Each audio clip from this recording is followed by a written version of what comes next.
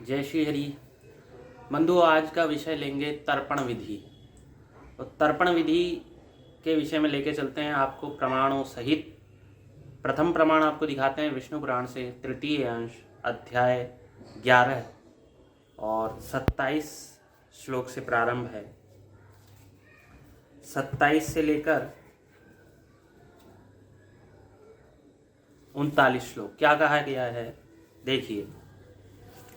स्नान करने के अनंतर शुद्ध वस्त्र धारण कर। अच्छा, इससे पूर्व ये बता देते हैं, द्विजों को, ब्राह्मण क्षत्रिय वैश्यों को कर्तव्य है मंत्र पूर्वक तर्पण करें। यदि वह भी किसी कारण भ्रष्ट हैं अथवा मंत्र नहीं ज्ञात है, अभ्यास नहीं है, अभ्यास करना चाहते हैं तो मंत्र सहित करें। नहीं सामर्थ्य है आपकी तो बिना मंत्र के करें। और कम से कम इतना तो अवश्य ही करें कि अपने माता पिता, पितामह, मातामह, मातामही और पितामही, इनका तो अवश्य ही तर्पण करें।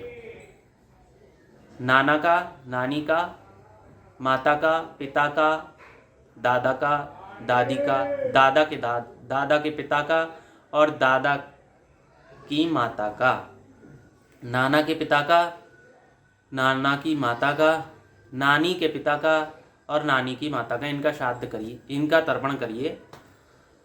और भगवान के लिए भी जल छोड़िए ताकि जो तर्पण रह जाएगा वो भगवान स्वीकार कर लेंगे। ये ऐसी विधि है कि कम से कम इतना तो प्रत्येक व्यक्ति को करना अनिवार्य ही है। शास्त्र में इतना अनिवार्य नहीं है मात्र कि इतना ही कर दिया। तो भगवान के लिए हम इसलिए करने को कह रहे हैं कि यदि जो आप नाम याद नहीं रख सकते, जो आप भूल जाएंगे, तो भगवान, यदि आपकी भगवान में श्रद्धा है तो भगवान आपके कर्म को विफल नहीं होने देंगे और वो उन तक पहुंच जाएगा। लेकिन संपूर्ण शास्त्रीय विधि क्या है तर्पण की?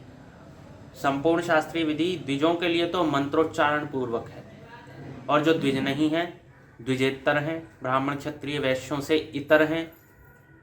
द्विजों में भी कुछ वर्ण संकरों को मंत्र पूर्वक अधिकार है और कुछ वर्ण संकरों को मंत्र सहित अधिकार नहीं है। उनका कर्तव्य नहीं है कि मंत्र बोलकर तर्पण करें। वो हिंदी में, अपनी सामान्य भाषा में कि मैं इनको तर्पण करता हूँ, इनको करता हूँ, ऐसे करके जल दे सकते हैं, जलांजलि दे सकते हैं। तो आइए थोड़े बता देते हैं आपको विष्णु पुराण से 27वें श्लोक से क्या कहा है। स्नान करने के अनंतर शुद्ध वस्त्र धारण कर देवता, ऋषिगण और पितृगण का उन्हीं के तीर्थों से तर्पण करें।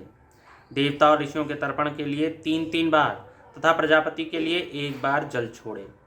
देवताओं के लिए 3 बार, 1, 2, 3, ऋषि और प्रजापति के लिए 1 बार। हे पृथ्वीपते, पितृगण और पितामहों की प्रसन्नता के लिए 3 बार जल छोड़े तथा इसी प्रकार प्रपितामहों को भी संतुष्ट करे। पितामह की प्रसन्नता के लिए 3 बार, दादा की प्रसन्नता के लिए 3 बार छोड़े तथा इसी प्रकार प्रपितामहों की संतुष्टि के लिए और दादा के पिताजी की संतुष्टि के लिए भी छोड़े 3 बार। एवं मातामह अर्थात नाना और उनके पिता तथा उनके पिता को भी सावधानता पूर्वक पितृतीर्थ से जलदान करे। अब काम में तर्पण का वर्णन करता हूँ, श्रवण करो। यह जल माता के लिए हो, यह प्रमाता के लिए हो, यह वृद्धा प्रमाता के लिए हो, यह गुरुपत्नी को, यह गुरु को, यह मामा को, यह प्रिय मित्र को तथा यह राजा को प्राप्त हो। हे राजन, यह जपता हुआ समस्त भूतों के हित के लिए देवादि तर्पण करके अपनी इच्छानुसार अभिलषित संबंधी के लिए जलदान करे। देवादि तर्पण के समय इस प्रकार कहे। देव, असुर, यक्ष, नाग, गंधर्व, राक्षस, पिशाच, गुह्यक, सिद्ध, कूष्मांड, पशु, पक्षी, जलचर, स्थलचर और वायु भक्षक आदि सभी प्रकार के जीव मेरे दिए हुए इस जल से तृप्त हों। जो प्राणी संपूर्ण नरकों में नाना प्रकार की यातनाएं भोग रहे हैं, उनकी तृप्ति के लिए मैं यह जलदान करता हूँ। जो मेरे बंधु अथवा अबंधु हैं तथा जो अन्य जन्मों में मेरे बंधु थे एवं और भी जो मुझसे जल की इच्छा रखने वाले हैं, वे सब मेरे दिए हुए जल से परितृप्त हों। क्षुधा और तृष्णा से व्याकुल जीव कहीं भी क्यों न हो, मेरा दिया हुआ यह तिलोदक उनको तृप्ति प्रदान करे। हे निप, इस प्रकार ये काम में तर्पण है, जिसके करने से मनुष्य सकल संसार को तृप्त कर देता है। और हे अनघ, इससे उसे जगत की तृप्ति से होने वाला पुण्य प्राप्त होता है। और यही तर्पण जब आप संस्कृत में करेंगे, जो यहाँ 27वें से दिया गया है, तो वह हो जाएगा द्विजों के लिए अधिकार है। जो इसका पढ़ना पड़ेगा अथवा नहीं, आपको यहाँ पर दिख ही रहा है संस्कृत में।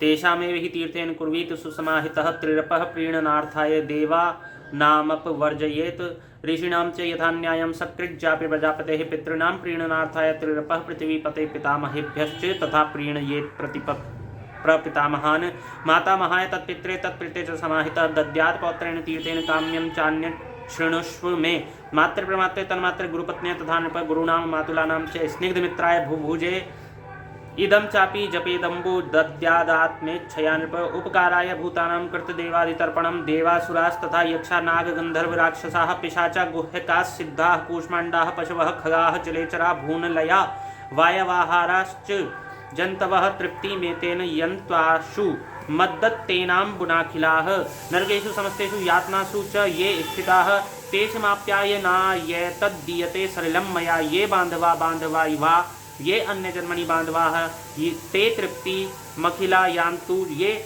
चास्मत्तोयकांक्षिणः यत्र क्वचन संस्थानां क्षुतृष्णो पहतात्मनाम् इदमाप्यायनायास्तु मया दत्तं तिलोदकं काम्योदकप्रदानं ते मया तत्कथितं नृप यद्दत्त्वा प्रीणयत्येतन्मनुष्य सकलं जगत जगदाप्यायनोद्भूतं पुण्यमाप्नोति चाणग। ये तो मैंने पूर्ण पढ़ दिया, आप इसमें से 2-4 लाइनें कम हो जाएंगी, जो फल बताया गया है वो कम हो जाएगा, और जो तिलोदक जो तर्पण आदि का है बस वही आएगा। तो ये था विष्णु पुराण से। अगला प्रमाण भविष्य पुराण उत्तर पर्व 123वां अध्याय। क्या कहा गया है? फिर विधिवत आचमन करके उठे और शुद्ध सफेद धोती एवं चद्दर स्नान करने के उपरांत विधिवत आचमन करके उठे और शुद्ध श्वेत धोती एवं चद्दर धारण कर त्रिलोकी को तृप्त करने के लिए तर्पण करे। तीनों लोगों को तृप्त करने के लिए तर्पण। क्या तर्पण? सबसे पहले ब्रह्मा, विष्णु, रुद्र और प्रजापति का तर्पण करे। ब्रह्मा भगवान को आप जानते हैं, भगवान विष्णु को, भगवान शंकर को भी आप जानते हैं। और प्रजापति कौन? इनके उपरांत जो प्रजापति हुए जिनसे प्रजाओं की उत्पत्ति प्रारंभ हुई, जैसे मनु आदि प्रजापति हुए, दक्ष आदि प्रजापति हुए, वो प्रजापति, तो वो प्रथम प्रजापति, उनके लिए तर्पण। तत्पश्चात देवता, यक्ष, नाग, गंधर्व, श्रेष्ठ अप्सराओं, क्रूर, सर्प, गरुड़, पक्षी, वृक्ष, जंभक आदि असुर, विद्याधर, मेघ, आकाशचारी जीव, निराधार जीव, पापी जीव तथा धर्मपरायण जीवों को तृप्त करने के लिए मैं जल देता हूँ, यह कहकर उन सबको जलांजलि दे। तो इसके लिए क्या श्लोक दिया गया है? देवा यक्षास तथा नागा गंधर्वाप्सरसां गणाः क्रूराः सर्पाः सुपर्णाश्च तर्वो जम्भकादयः विद्याधरा जलधारास्तथैवाकाशगामिनः निराधाराश्च ये जीवाः पापकर्म रताश्च ये तेषामाप्यायनाय तद दीयते सलिलं मया। ये 15 से 17 तक। और इसके उपरांत देवताओं का तर्पण करते समय यज्ञोपवीत को बाएं कंधे पर डाले रहे। जब देवताओं का तर्पण करना है तो यज्ञोपवीत बाएं कंधे पर डाल दें। तत्पश्चात उसे गले में माला की भांति कर ले और मनुष्यों, ऋषियों तथा ऋषि पुत्रों का भक्ति पूर्वक तर्पण करे। गले में माला की भांति कर ले, माला हो गई, और मनुष्यों, ऋषियों तथा ऋषि पुत्रों का भक्ति पूर्वक तर्पण करे। सनक, सनंदन, सनातन, कपिल, आसुरी, वोढ़ु और पंचशिख ये सभी मेरे दिए जल से सदा तृप्त हों, ऐसी भावना करके जल दे। अब इसका संस्कृत में क्या है? सनकः सनंदनश्चैव तृतीयस्य सनातनः कपिलश्चासुरिश्चैव वोढ़ुः पंचशिखस्तथा सर्वे ते तृप्ति मायन्तु मद्दत्तेनाम्बुना सदा। तो ये इसका है, ऐसी भावना करके जल दे। इसी प्रकार मरीचि, अत्रि, अंगिरा, पुलस्त्य, पुलह, क्रतु, प्रचेता, वशिष्ठ जी, भृगु जी, नारद जी तथा संपूर्ण देवर्षि जी जो हैं एवं ब्रह्मर्षि जी जो हैं, उनका अक्षत सहित चावल जल के द्वारा तर्पण करें। चावल भी ले लें संभव हो तो, आपका स्नानागार जो हो। आजकल तो शहरों में स्नानागार ही विचित्र भांति भांति के हैं, संयुक्त स्नानागार हैं, उसी में स्नान कर लो, उसी में दीर्घ शंका मलादि त्याग कर लो, तो वैसी पवित्रता नहीं रहती। तो चावल वहाँ आप पता नहीं कैसे रख पाएंगे, नहीं रख पाएंगे।